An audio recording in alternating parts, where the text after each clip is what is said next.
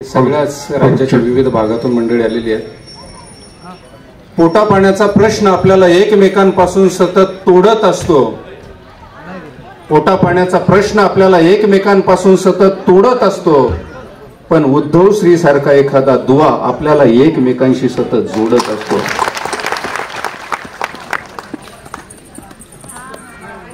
गौतमीच्या नादी लागायचं की गौतमाचा पुरस्कार करायचा, हे बसले बसले मला सहज सुचलं। गौतमराव,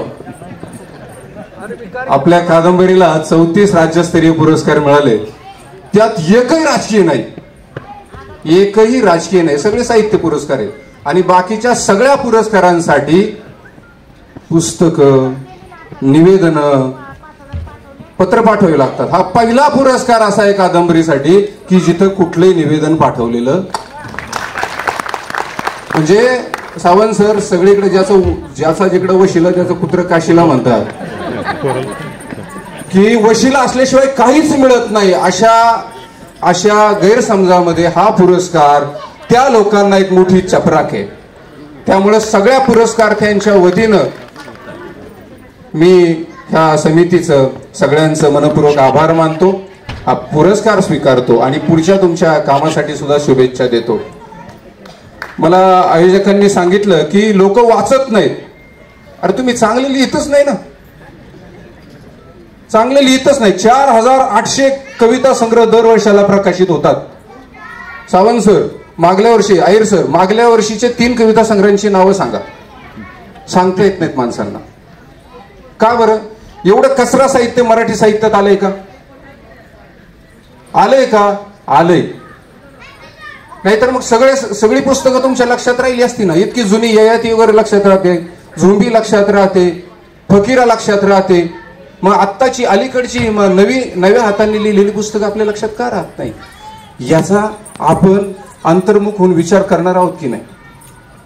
मग आपण साहित्य संस्थांना दोष द्यायचा, राज्यकर्त्यांना दोष द्यायचा की आमच्या पुस्तकाला पुरस्कार मिळत नाही, आमचा कोणी काही वार घेत नाही। अरे पण तुम्ही चांगलं लिहून तर बघा ना। मी अशा कुटुंबातून आलोय जिथं लेखनाची परंपरा तर सोडाच, अख्खं घर निरक्षर होतं, कित्येक पिढ्या शिकलेल्या नव्हत्या। वाचनाची भूक, कुणीतरी हॉटेलमधला भिडीचा कागद बाहेर टाकला तर तो घेऊन वाचावा लागायचा, इथून वाचण्याची सुरुवात आहे। पण तोच मुलगा पुढे जाऊन ज्यावेळेस कळता होतो, लिहिता होतो, विवेकी होतो, त्यावेळेस तो लिहू लागतो। आणि मला सांगायला आनंद वाटेल, हे तुमच्या प्रेरणेसाठी सांगतोय, हे माझ्या मोठेपणासाठी नाही सांगत, की एक भाकर 3 चुली ही 454 पानाची कादंबरी, मुळात अंकलिपी वाचल्यानंतर परत काहीच वाचलं नाही अशी काही मंडळी मला भेटली की त्यांनी एक भाकर 3 चुली वाचली होती।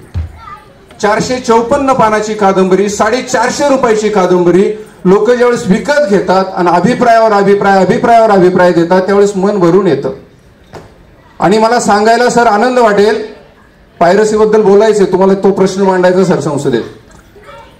मला माहिती आहे हे सगळे रसिक आहेत, पण घड्याळ रसिक नसतं, त्यामुळे तुमचं घड्याळ लक्ष आहे सारखं, फ्लाईट आहे।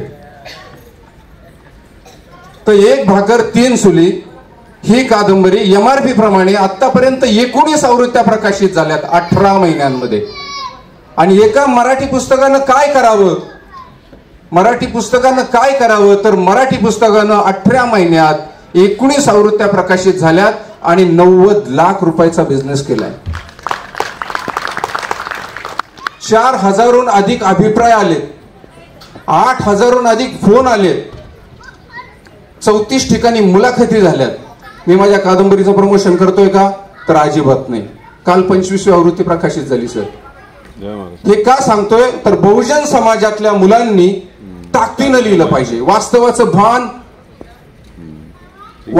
भान ठेवून लिहिलं पाहिजे, वास्तवाचा पदर न सोडता लिहिलं पाहिजे, तर ते सामान्य वाचकाला आवडतं। अनेक वाचक गळ्यात पडून ढसढसा रडलेत। इथे प्रभाकरजी पवार आहे, संगीता शिरदाळे आहेत, सोनल वाटेकर आहेत, अशी अनेक मंडळी। तुम्ही सामान्य माणसाचं अगतिकीकरण होत असताना एकदम सगळ्या व्यवस्था संविधानाचा गळा घोटून पायदळी तुडवल्या जात असताना आपण आपली लेखणी कधी तळपती ठेवणार आहे याचा विचार केला पाहिजे। नाहीतर मग लेखक म्हणून आपला काहीच फायदा नाही।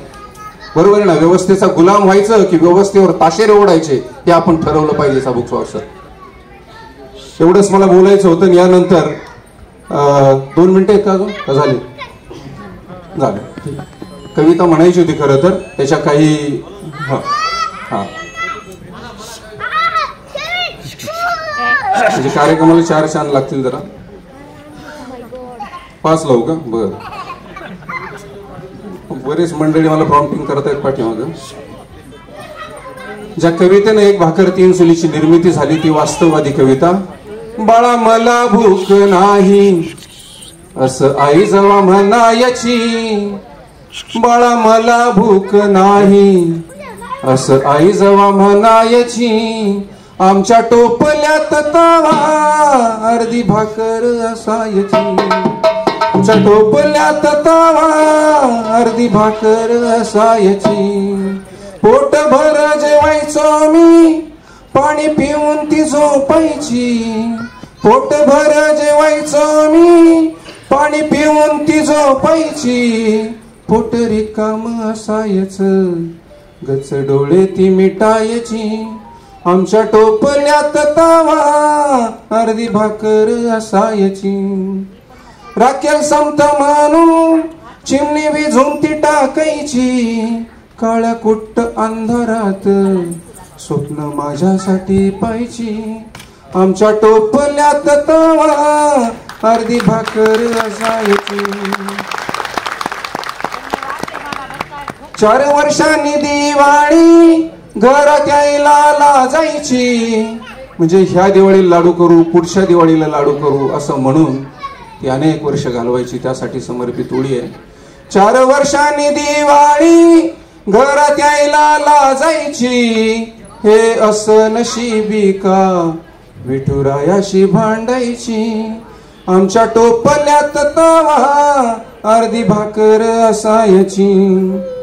भल्या पाटच उठायची दुःख जात्या वदळायची, भाकर पुरावी म्हणून मुख्या जात्याला विनवायची, आमच्या टोपल्यात तवा अर्धी भाकर असायची.